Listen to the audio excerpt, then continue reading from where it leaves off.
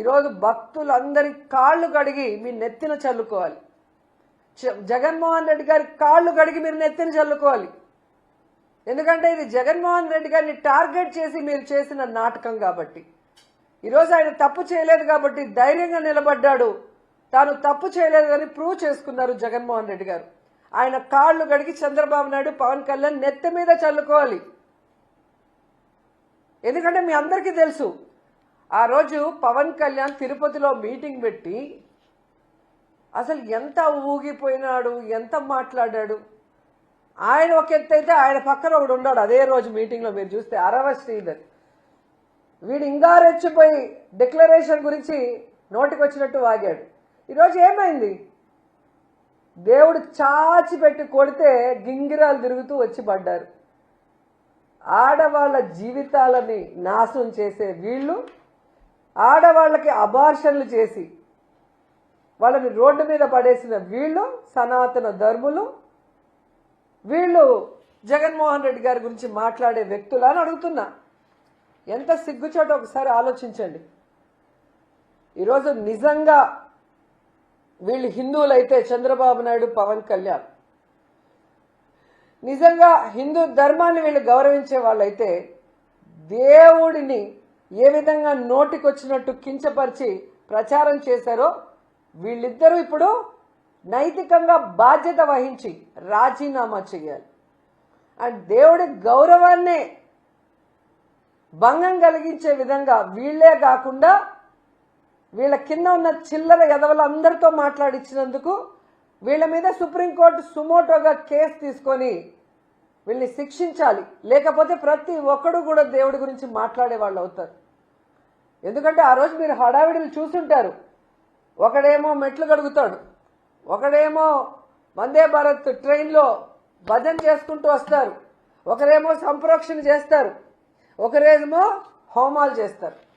ఈరోజు అడుగుతున్న సంప్రోక్షణ చేసిన వాళ్ళని, మహాశాంతి హోమం ఎవరైతే చేశారో తిరుమల కొండపైన, వాళ్ళని అడుగుతున్నా, ఈరోజు ఏం చేస్తారు? మీరు ఏ మొహం పెట్టుకొని మీరు భక్తులకి సమాధానం చెప్తారని అడుగుతున్నా. ఈరోజు పవన్ కళ్యాణ్, చంద్రబాబు నాయుడు అండ్ ఇలాంటి తప్పుడు ప్రచారం చేసిన ప్రతి ఒక్కరి నోళ్లు పినాయిల్తో కడగాలని కూడా భక్తులకు తెలియజేసుకుంటున్నా. ఎందుకంటే మన భగవంతుడిని గౌరవించాల్సిన బాధ్యత, కాపాడుకోవాల్సిన బాధ్యత భక్తులైన మన మీద ఉంది. ఇలా రాజకీయం కోసం దేవుణ్ణి కూడా వాడుకునే చంద్రబాబు నాయుడు, పవన్ కళ్యాణ్ లాంటి వాళ్ళకి బుద్ధి చెప్పాలని కూడా ఈ సందర్భంగా తెలియజేసుకుంటున్నా. లేకపోతే వీళ్ళు ఎంతకైనా తెగిస్తారన్న విషయం మనం తెలుసుకోవాలి. అసలు ఈ ఇష్యూ అంతా ఎందుకు జరిగిందో మీ అందరికీ గుర్తొచ్చి ఉంటుంది. విజయవాడలో వరదలు వచ్చి ఆల్మోస్ట్ విజయవాడ మునిగిపోయి ప్రజలు తిండి లేక, చిన్నపిల్లలు పాలు లేక, ముసలి వాళ్ళు ఆ నీళ్ళల్లో మునిగిపోయి ఊపిరాడక అందరూ ఏడుస్తూ గగ్గోలు పెడుతుంటే దాన్ని డైవర్ట్ చేయడం కోసం చంద్రబాబు నాయుడు, పవన్ కళ్యాణ్ ఆడిన నాటకం ఈ లడ్డూలో కల్తీ జరిగింది, జంతు కొవ్వు పంది కొవ్వు కలిసిందన్న అబద్ధం అన్న విషయం మళ్ళీ ఒకసారి ఆంధ్రప్రదేశ్ ప్రజలు తెలుసుకోవాలి. ఎందుకంటే టూరిస్టుల లాగా అప్పుడప్పుడు ఆంధ్రప్రదేశ్కి వచ్చి హైదరాబాద్కు పారిపోయే వీళ్ళు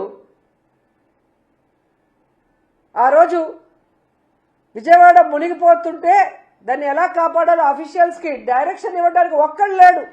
సీఎం నుంచి కింద మినిస్టర్ వరకు అఫీషియల్స్ మొత్తం హైదరాబాద్లో ఉండారు.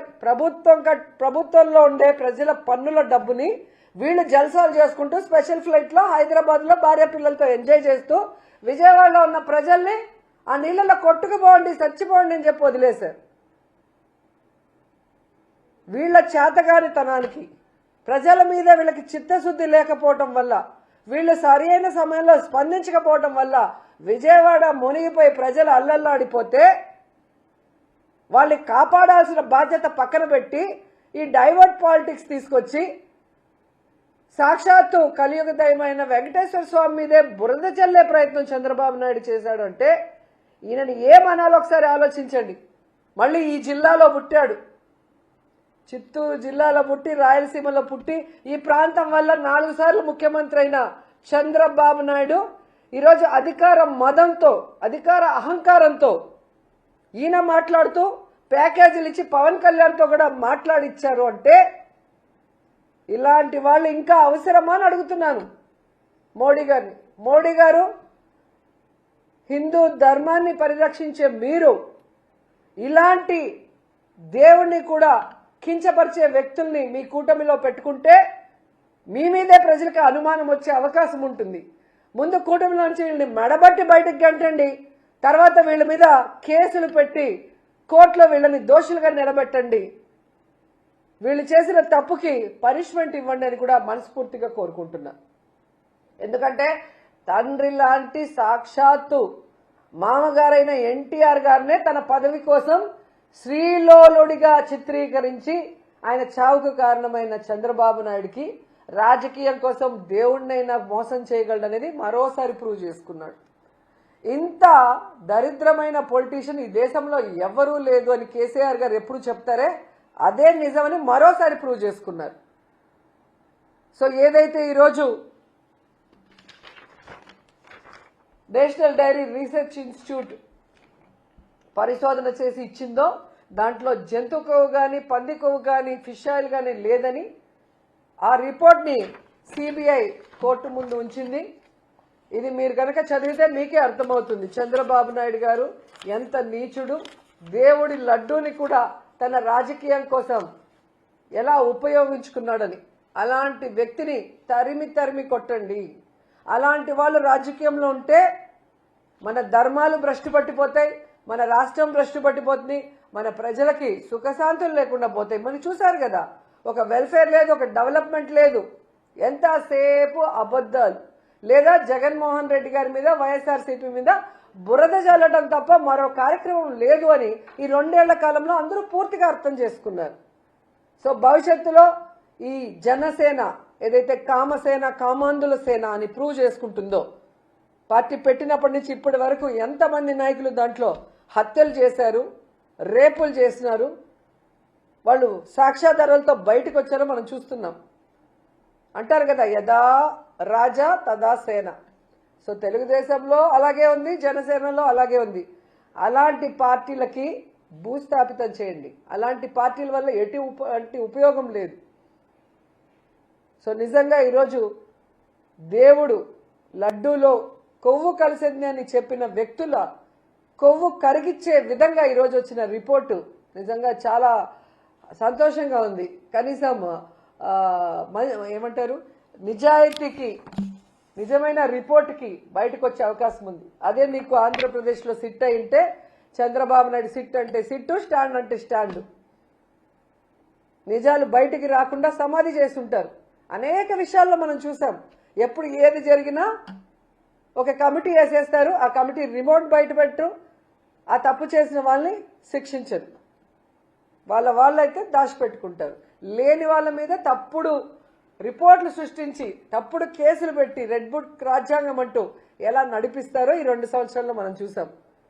సో ఇలాంటి చంద్రబాబు నాయుడు, పవన్ కళ్యాణ్ లాంటి వ్యక్తుల్ని నేపాల్లో ఎలా అయితే తరిమి కొట్టారో అలా తరిమి కొట్టమని ఈ రాష్ట్ర ప్రజలకి, యువతకి పిలుపునిస్తున్నాం. మళ్ళీసారి వీళ్ళు తప్పు చేయకుండా చూసుకోండి. హిందుత్వ సంఘాలు కూడా ఈ అంశం పైన స్పందించాల్సిన అవసరం ఉందంటారు. స్వామీజీలు కూడా ఈ విషయం పైన స్పందించాల్సిన అవసరం. నిజంగా పీఠాధిపతులు ఎవరైతే ఆ రోజు మాట్లాడి మాటలు ఉన్నాయో, బీజేపీలో కొంతమంది ఏదో జరిగిపోయిందని మాట్లాడారు, వాళ్ళు నిజమైన భగవంతుడి భక్తులు, హిందుత్వ ధర్మాన్ని కాపాడే ప్రతి ఒక్కరు కూడా ఈరోజు బయటకు రండి, తిరుమలకి రండి. టికెట్లు కావాలంటే మేము కొనిస్తాం. ట్రైన్లో వచ్చి భజనలు చేసిన వాళ్ళకి వచ్చి మాట్లాడండి. తప్పు జరిగిపోయిందని మాట్లాడారు కదా, తప్పు జరగలేదని ఆ రోజు నుంచి మేము చెప్తున్నాం. ఈరోజు తప్పు జరగలేదని ప్రూవ్ అయింది, రిపోర్ట్ వచ్చింది, క్లియర్ కట్గా రిపోర్ట్ ఉంది. ప్రతి పేజీని చదవండి, ప్రతి అంశాన్ని పరిశీలించండి. తప్పు చేసింది చంద్రబాబు నాయుడు, పవన్ కళ్యాణే తప్ప జగన్మోహన్ రెడ్డి కాదు. జగనన్న ఉన్నంత వరకు ఈ రాష్ట్రంలో కాదు, బయట రాష్ట్రాల్లో కూడా టీటీడీ ద్వారా ఎన్ని టెంపుల్స్ కట్టించాం.